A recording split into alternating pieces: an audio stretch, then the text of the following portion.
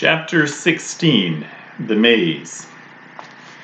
During the days that followed, our lives fell into a pattern, and the reason for our captivity gradually became clear. Dr. Schultz was a neurologist, that is, an expert on brains, nerves, intelligence, and how people learn things. Neurologist. Expert on brains, nerves, and intelligence, and how people learn things. Remember that. He hoped by experimenting on us to find out whether certain injections could help us to learn more and faster. The two younger people working with him, George and Julie, were graduate students in biology. Watch always, he told them, for signs of improvement, faster learning, quicker reaction in Group A as compared to Group B, and both as compared to the control group. My own training began on the day after the first injections. It was George who did it.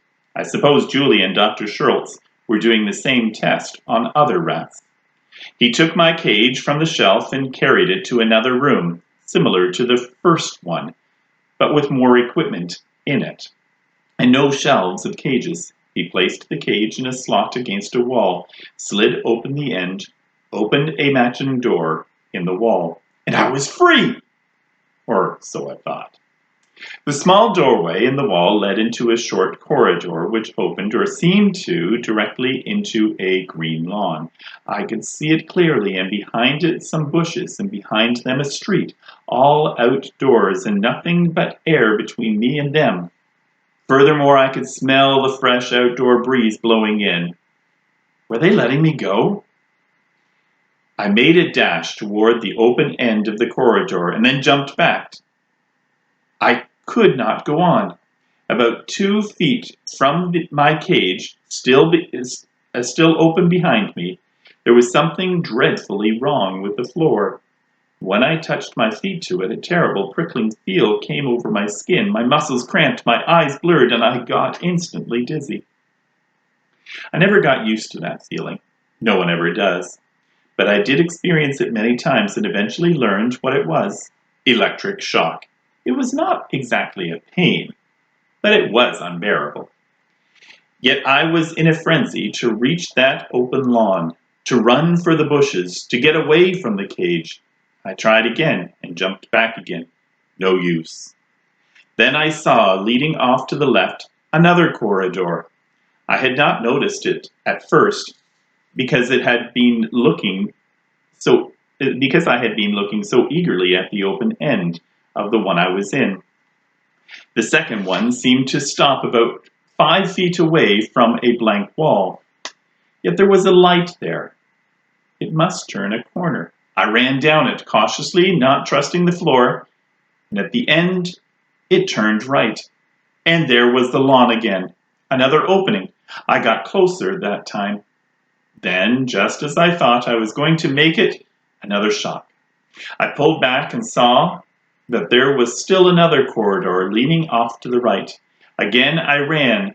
Again I saw the opening escape hole. And again I was stopped by shock. This was repeated over and over, yet each time I seemed to be getting a little closer to freedom. But when finally I reached it, and the grass was only a step away, a wire wall snapped down in front of me, behind me, another behind me. The ceiling opened up above me, and a gloved hand reached in and picked me up. A voice said, 4 minutes, 37 seconds. It was George. I had, after all my running through the corridors, emerged into a trap only a few feet from where I had started. And through a concealed opening up above, George had been watching everything I did. I had been in what is called a maze, a device to test intelligence and memory. I was put in it many times again, and so were the others.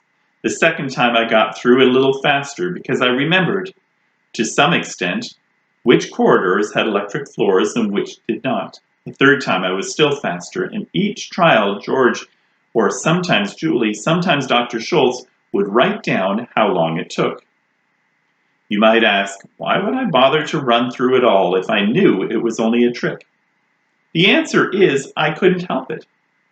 When you've lived in a cage, you can't bear not to run, even if what you're running toward is an illusion.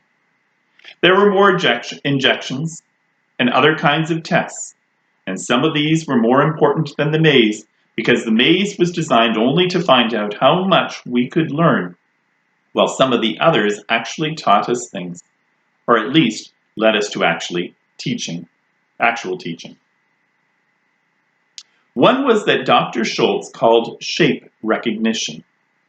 We would be put into a small room with 3 doors leading out, one round, one square, and one triangular. These doors were all hinges.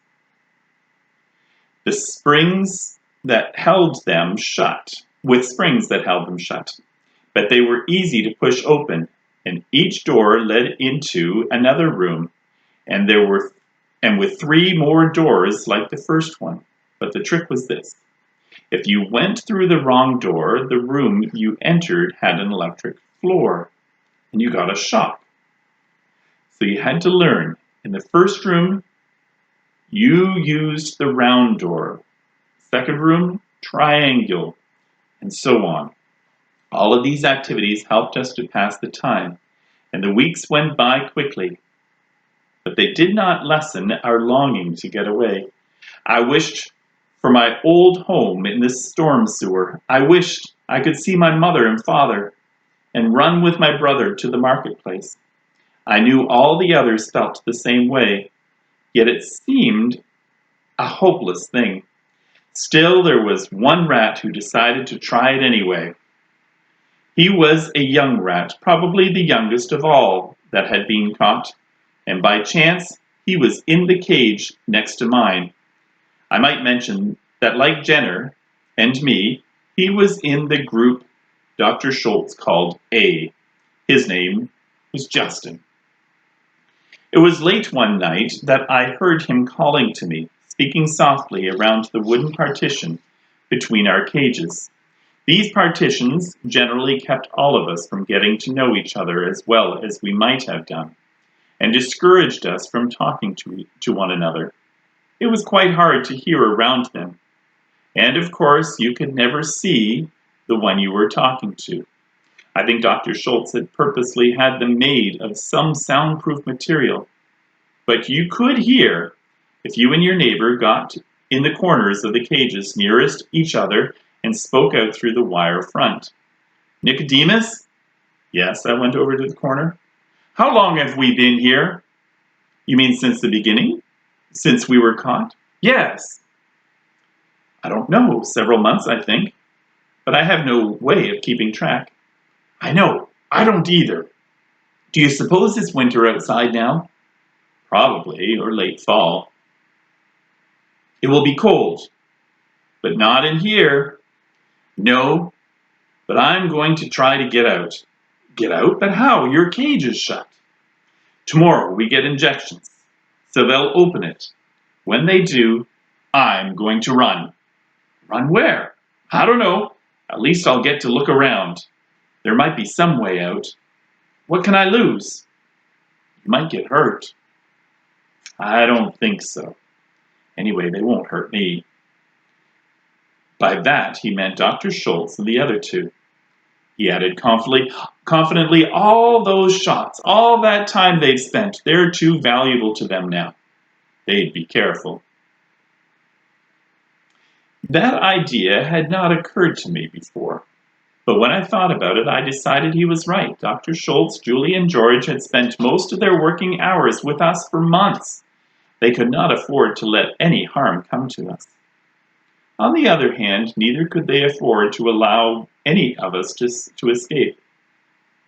Justin made his attempt the next morning, and it did cause a certain amount of excitement, but not all what we expected. It was Julie who opened Justin's cage with a hyperdimmer in her hand. Justin was out with a mighty leap, hit the floor about 4 feet down with a thump, shook himself and ran, disappearing from my view, heading toward the other end of the room. Julie seemed not to be alarmed. She calmly placed the needle on the shelf, then walked to the door of the laboratory and pushed a button on the wall near it. A red light came on over the door. She picked up a notebook and pencil from a desk near the door and followed Justin out of my sight. A few minutes later, Dr. Schultz and George entered. They opened the door cautiously and closed it behind them. "The outer door is shut too," said Dr. Schultz. "Where is it?" "Down here," said Julie, "inspecting the air ducts." "Really? Which one is it?" "It's one of the A group, just as you expected. Number 9. I'm keeping notes on it." Obviously, the red light had some kind of warning signal, both outside the door and in laboratory animal at large. And not only had Dr. Schultz known one of us was out, he had expected it to happen. "A few days sooner than I thought," he was saying, "but so much the better. Do you realize?" "Look," said Julie. "He's doing the whole baseboard, but he's studying the windows too. See how he steps back to look up?" "Of course," said Dr. Schultz. "And at the same time he's watching us too. Can't you see?" Can you imagine one of the lab rats doing that? Or even one of the controls? We've got to try to grasp what we have on our hands. The Group A is now 300% ahead of the control group in learning and getting smarter all the time. B group is only 20% ahead. That's the DNA that's doing it. We have a real breakthrough, and since it is DNA, we may very well have a true mutation, a brand new species of rat, but we've got to be careful with it. I think we should go ahead now with the next injection series. The steroids? Whatever that meant. Yes, it may slow them up a little, though I doubt it. But even if it does, it will be worth it, because I'm betting it will increase their lifespan by double at least. Maybe more, maybe much more. "Look," said Julie, "A9 has made a discovery. He's found the mice." George said, "See how he's studying them." "Probably," said Dr. Schultz wryly. "He's wondering if they're ready for their steroid injections too. As a matter of fact, I think the G group is. They're doing almost as well as A group." "Should I get the net and put him back?" George asked. "I doubt that you'll need it," Dr. Schultz said, "now that he's learned he can't get out." But they were underestimating Justin. He had learned no such thing. End of chapter.